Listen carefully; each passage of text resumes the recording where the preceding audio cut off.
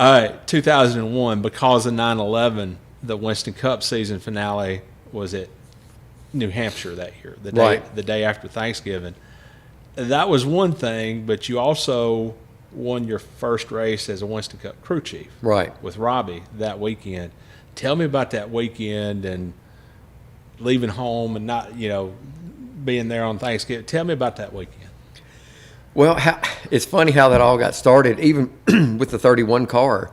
It came down to the fact of Richard was like, look, we're going through a lot of transition here. Lowe's has been with us a long time. We need to do Robby. I want you to go do these few races with Robby, because Skinner had gotten hurt at Chicago. He obviously was driving the 31 car, and Robby stepped in to drive when Mike got hurt. And so we were getting ready to go 9/11 to go race. I wasn't really a part of it then. So I was kind of in the background. Yeah. That we were helping. You were still on the Busch side. Yeah. Okay. Yeah. And so we were still helping them, trying to get that team up and running better. And so we were having a lot of success. So the Busch team was actually going and helping the 31 team with either some new ideas, setup procedures, just whatever, just trying to find something to kickstart that team. Well, then it came around that we had to go back to Loudon on Thanksgiving. And Richard was like, well, you got to go. I'm like, I really don't want to go. At this time of year and everything else, everybody was about burned out and everything else. He said, you got to go. And he goes, because last race with Lowe's, and he goes, I said, so Todd Berry and Richard and I were actually at lunch. And so Todd kind of speaking up, because he's going to speak up immediately. He's going, well, what are you going to give him if he goes? And he goes, well, if you win the race, he said, I'll get you a new Corvette. And I said, okay, I'll go. And so we get ready, we go to the race, and in preparation for the race, we knew that there was a lot of things for Loudon that were positive for us. We knew it through the Busch Series, and back then you could take your own tires with you.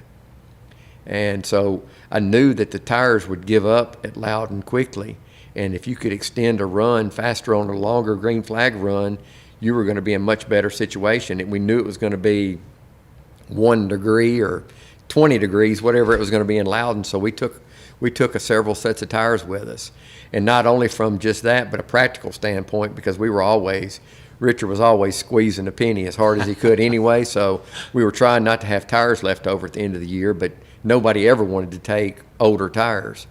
Well, through the course of practice, one time we put one of those sets on, and we saw immediately that they almost had the same speed as a new tire, but they had longevity. And we're like, okay, we're going to remember that. So as the race progressed and it came time to really getting those long runs that you get in Loudon, we bolted those tires on a couple of times, and man, they would stay on the car and go. And so we went up there, and obviously that helped us a lot. We had a good car, though, too. It was good right off the truck. Robby did a great job. Jeff got a little mad. Gordon got a little mad at us on the bump and run there, but I mean, heck, first win. Yeah. I mean, what do you expect? I mean, it wasn't that bad of a bump and run. I think our toolbox was left on pit road. We were all in victory lane. It got filled up with Gatorade somehow. Every drawer of our toolbox got filled up with Gatorade. Not sure how that happened. Not blaming anybody, but it did. But it was a good thing on it. It was Lowe's on their contract with RCR was I think it was $1 million to win their first race with them, and they'd been with them for several years and hadn't won. And so we win the last race with them before they leave to go to Hendrick. And I don't know, I didn't physically see the check transpire or change hands, but that's what I was told. So that worked out good. So we got back home, got ready. I see Robby come in one day. He has a new Corvette. And I said, okay, where's mine? He goes, I didn't tell you that. So I'm still, to this day, I'm waiting for my Corvette. Richard will get it to me one day, I'm sure. You do not have your Corvette? No, I didn't get it. I can't believe that. I think at the Christmas party, he did give me a scale model of one. Okay. Or something. We'll see what we can help. We'll see what we'll see if we can work out on that. All right. Now, if it comes about that you get the Corvette because of this show, I got to have a little piece of the action too. So, heck yeah. So what are we going to get? I'm going to let you borrow it. You can take it out on a date. How about that? All right. 2002, you did wind up with Kevin. Right. About halfway through the season or whatever point it was. Tell me about working with Kevin that early in his career. Well, it was I remember going into Richard's office, and he was like, I didn't know. He called me in. You never knew what was going to happen. Yeah. It generally wasn't something that was extremely positive, because I mean he was very busy, obviously, with all the sponsorship situations and all. So if it was a non-scheduled meeting that you were coming to have, it was something that was out of the ordinary. So you had to prepare yourself for it. So he brought me in there and said, look, this is what we want to do. We want to bring you in, make you the crew chief of the 29. And about immediately my heart stopped, and he goes, this is going to be a big responsibility for this, not only just for Kevin, but for the car, the history, Goodwrench, and everything else. And I was like, took a deep breath, and I said, okay, I'm going to try it. I'm up for this. I think I can do it. And so we went. Now, what was your hesitation? What? Just it wasn't really it wasn't really a hesitation. It was just I wasn't really expecting that. Okay, all right. And so it was when you walk in and you get that, because still I was early on at RCR, and you go meet one-on-one with Richard, it was still an intimidation factor just going in there with him, even though I'd gotten to know him for a year or so and had met him occasionally at the racetrack. You're going in with an icon of the sport to try to learn a lot of things. Yeah. And so with that being said, and him asking you to go in to take over one of the most iconic cars in the history of our sport, it was a big deal. And, he was like, he goes, this is going to be hard. There's going to be a lot of pressure on you. And I said, it's not going to be easy. And I said, okay, well, I'm ready to try it.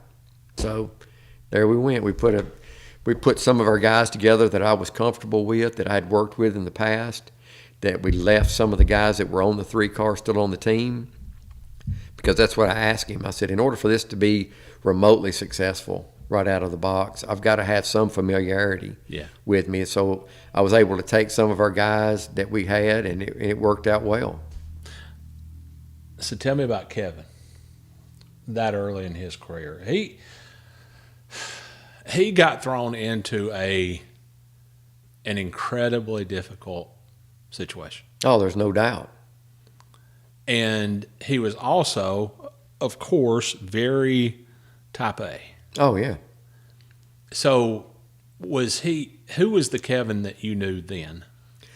Well, coming from the bush shop, I'll just let you know where Kevin was at in the very beginning at that bush shop. He actually missed a race at Rockingham in the very beginning.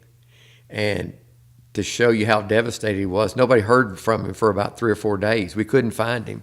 So the joke was, back then we had a break room.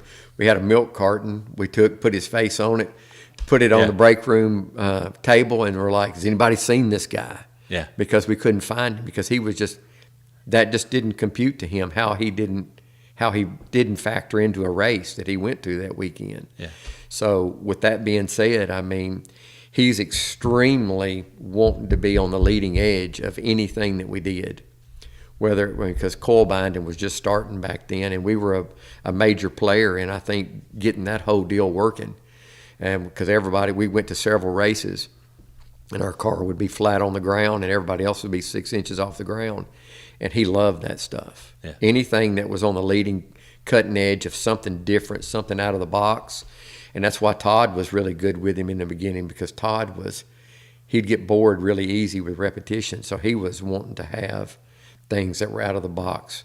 And so that combination of Kevin wanting to be to that next level and all of us around him wanting to be there, it was a roller coaster, because we'd get to the track so high, and if it didn't work, you'd get down and you'd have to get yourself built back up at the track. You couldn't wait till Monday morning to get it back going. So there was times when the 2 car would go to the track, the AC Delco car, when I was with the Rockwell Automation car.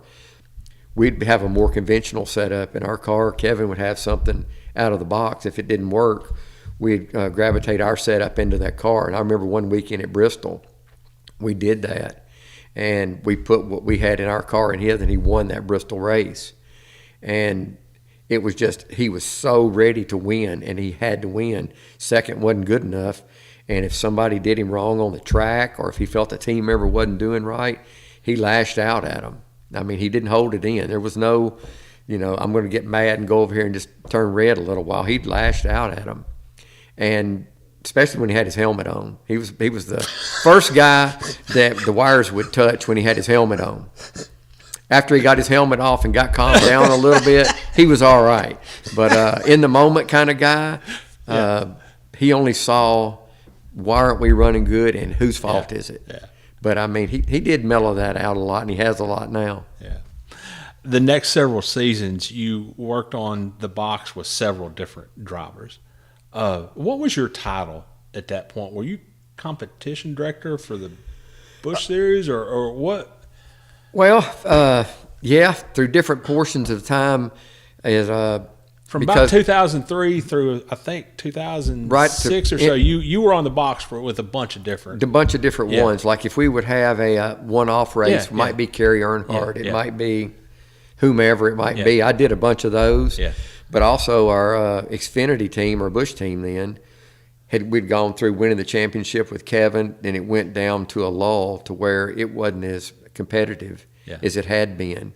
I mean, we'd gone off in many different directions, tried the clip of the week, all this stuff that was going on. So I went back there when Clint was going to come in, and AC Delco was going to be with Clint, and they really wanted that deal to be up and running and be competitive, because it just wasn't. So we came back in. We walked in. I remember I walked in the shop, and Jay Bourne was a shop foreman with Kelly Hunt. He was kind of the fab director. Kelly Hunt was the shop foreman. I said, well, first thing we're going to do, cut all the front clips off all these cars. We're putting Ronnie Hopkins stuff back on these cars. We're getting a baseline again. We're starting over. They all looked at me like I was crazy, because I've got them, had them explaining the cars to me where they had gone, because I'd been in the Cup shop and not really paying attention to what they were doing. And I was like, well, I don't even know where to begin here, because you've got, they called them Johnny Sauter spindles on this car, and you had this low drop clip here, 1.5 inch drop, and you had a standard clip. And I'm like, there's no way that you can be competitive each week, because you don't even know what you're going to the track with. Yeah. So we changed it all back around, put some excellent people in place. And when back then, that was the good thing. When you got off base, you call Ronnie Hopkins, take a car down there, you'd get your baseline back. You'd at least know your foundation of your race team was right again. Yeah. Then you could go back to racing. So that's kind of what that did. So I did that for 2005, and then it was like, okay, Clint had some success in that. He's running good. We've got a big sponsor coming in with Jack Daniels. We got to go Cup racing. So I was immediately like, I don't know if this is a good idea or not, going straight 1 year straight back into that. And so then got back on the box, Cup racing with Clint. What's the best way to put this? Who is the Clint Boyer that you know?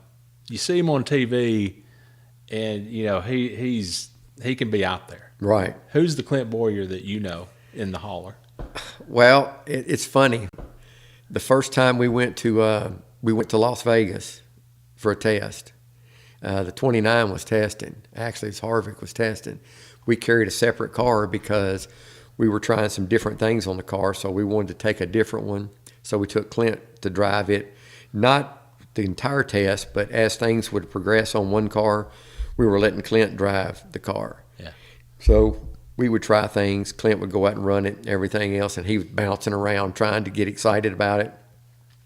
We'd go back to the hotel and talk about it, and he was like, man, these girls over here, they're talking to me. This one's doing that. And I said, Clint, they really don't like you. They like you. And he goes, how do you know that? And I said, trust me. Just trust me. Stay away from them. You'll be all right. Well, as we got out there, he flew out there. I think he flew on Bobby Labonte's jet. He said, I've got to have one of those. And, I mean, it's everything. It didn't matter what it was. Everything was new to him. Yeah. And everything was such fast pace, which he was good with, because obviously with his personality, the way he bounced around and everything else, he liked that. But he also, you could see in his eyes, he wanted to be famous. He wanted to be a top-notch race car driver. Yeah.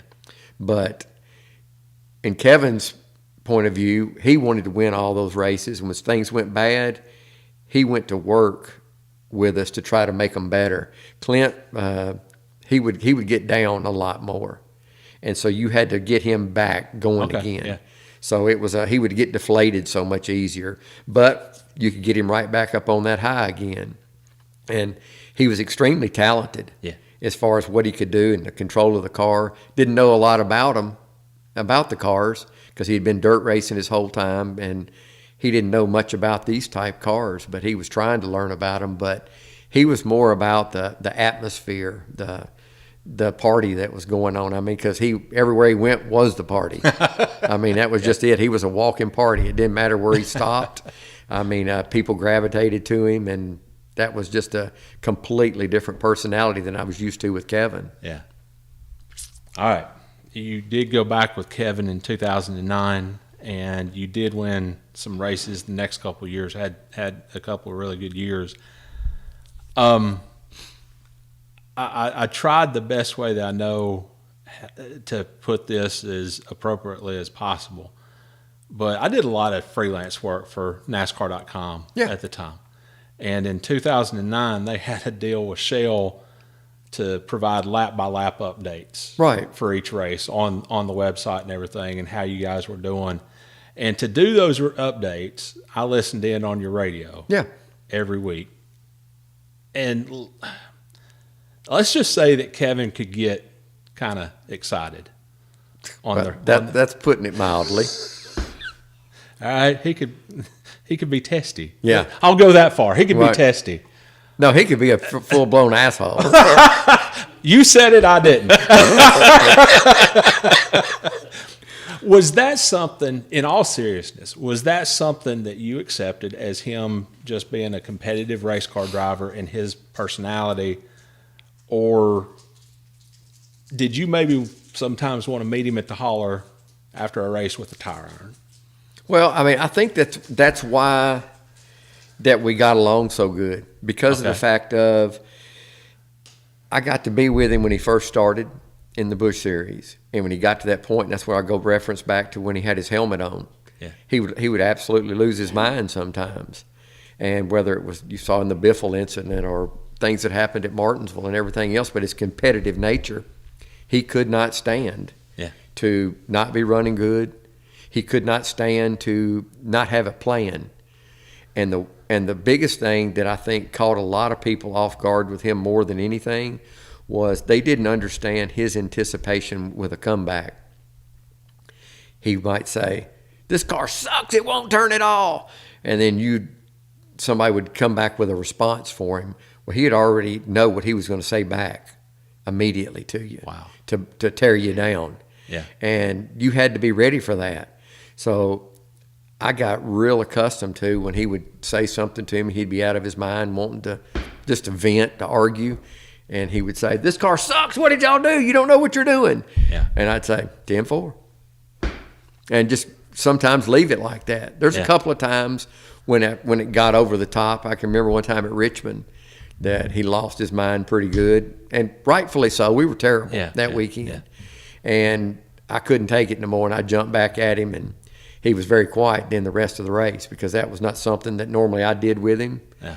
And so after the race was over, we got together, talked about it, and got it smoothed back out. But it was actually a good moment for us too, because he was so competitive that I can remember a race at Atlanta. We ran up front the whole time. Should have won the race. Actually, Clint spun out late in the race, cost us the race.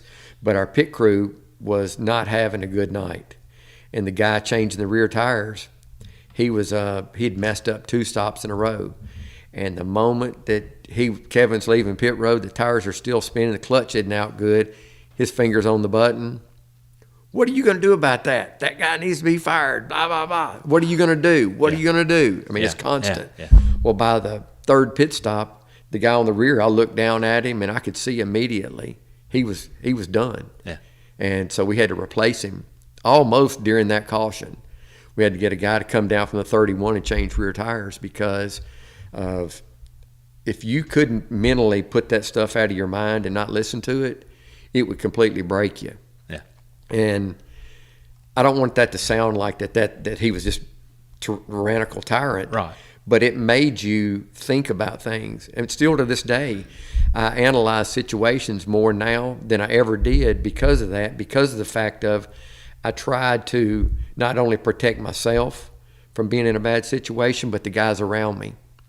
That I didn't micromanage them, but I made sure that each one of them knew what they were doing, knew the situation we were in, and it probably helped our communication more than anything because of the fact of he pushed us to another level, which in turn pushed him to another level, which was a good thing. I don't want to belabor the point, but it sounds like you had to do some evaluating and changing and change the way you were thinking. Did somebody actually go to him and say, look, we know we're doing all we can to provide you the best car we can, so can you ease up a little bit? Right. Did anybody say that to him, or was that just Kevin? Well, I mean, that was just Kevin. I mean, but several people said it to him. Mike Helton several times.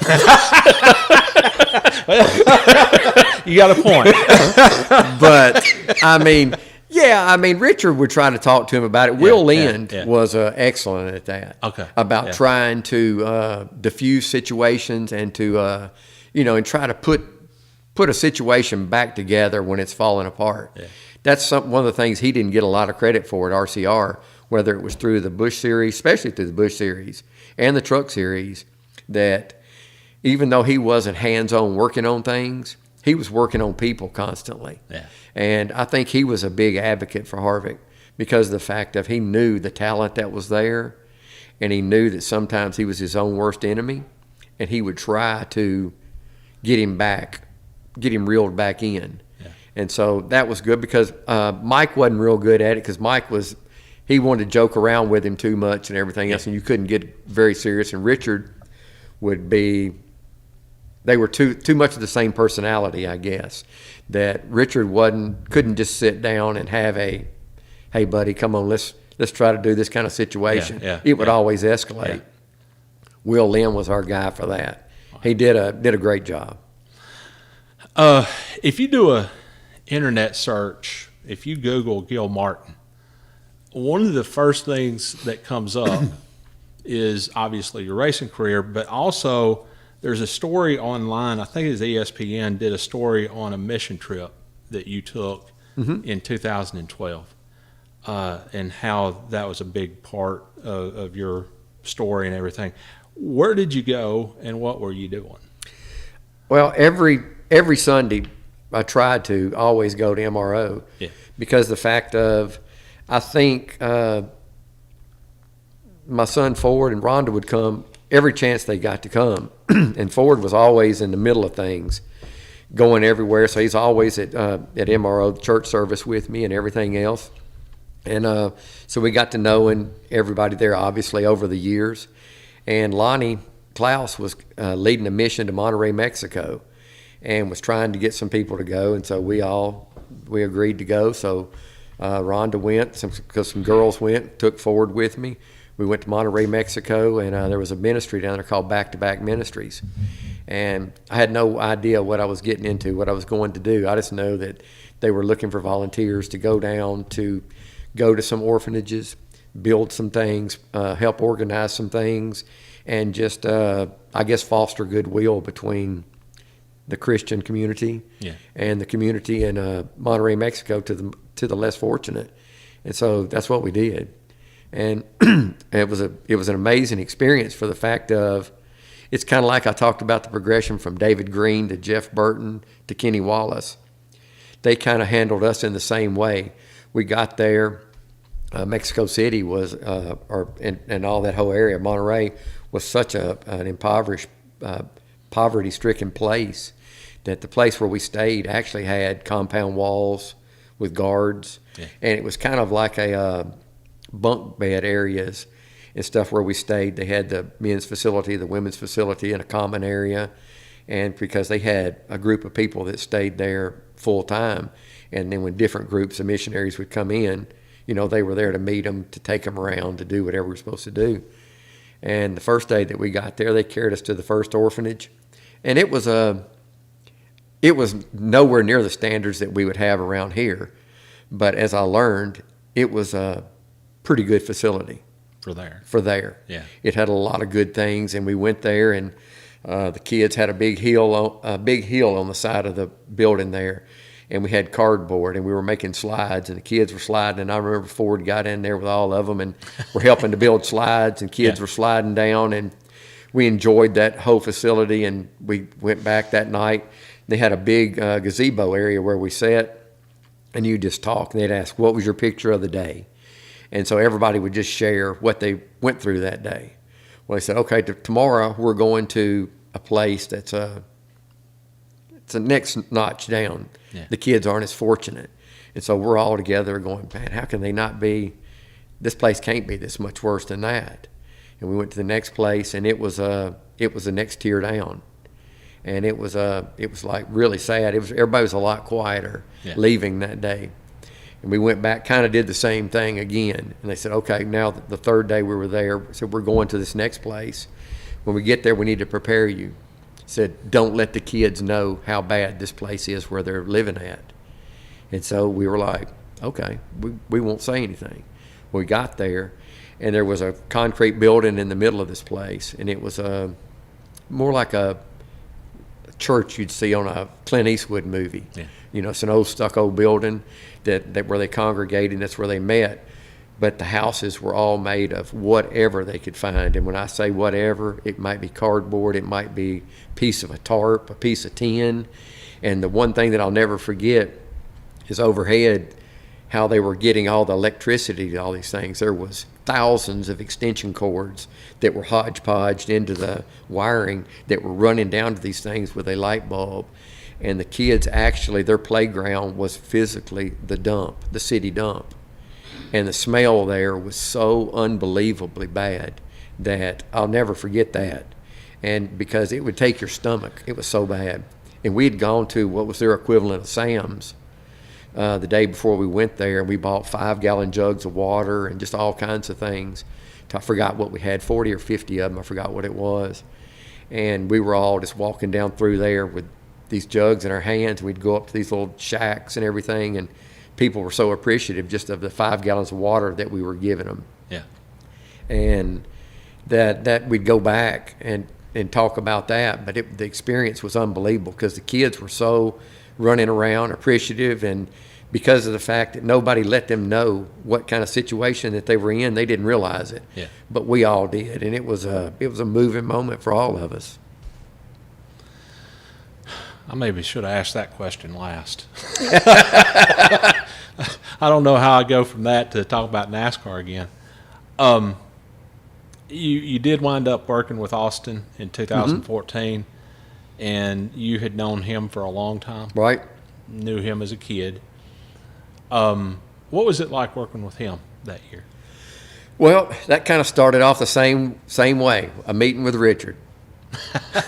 Okay. And he's like, because we had just transitioned out of the last year of the Budweiser sponsorship in 2013, had a successful year with Harvick. We had I felt like we had a top-notch fleet of cars because we kind of stayed the course.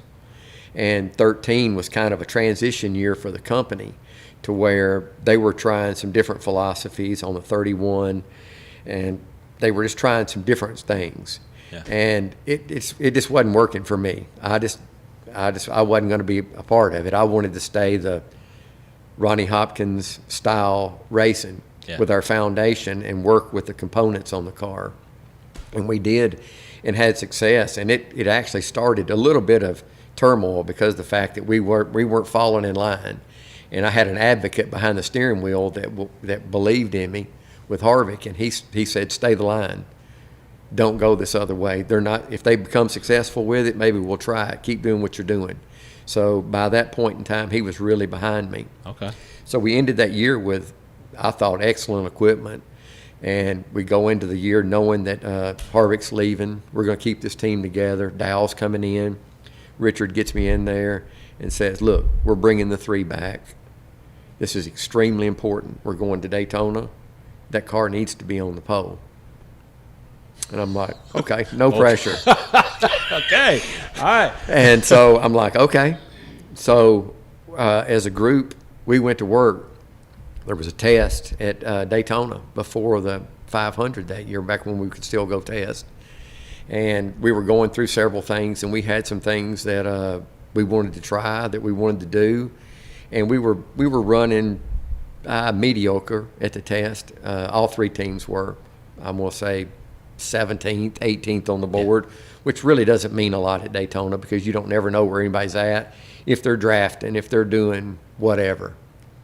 And so it got into day two, and you could tell everybody was starting to get antsy and everything else. And so we'd kind of gone through a checklist of the things that you do at Daytona, just getting them knocked out, just things that you're going to do naturally. Well, then we're like, okay, this is some stuff we're going to try. And we tried a couple of them, and we went out there and went, bam, top of the board. And all of a sudden, it's like everybody, the competition department, Richard, everybody's there at the car. What did y'all do? Nothing. Didn't do nothing. Just must have got a good draft. And okay. And so we went back. So what did you do? Well, stuff.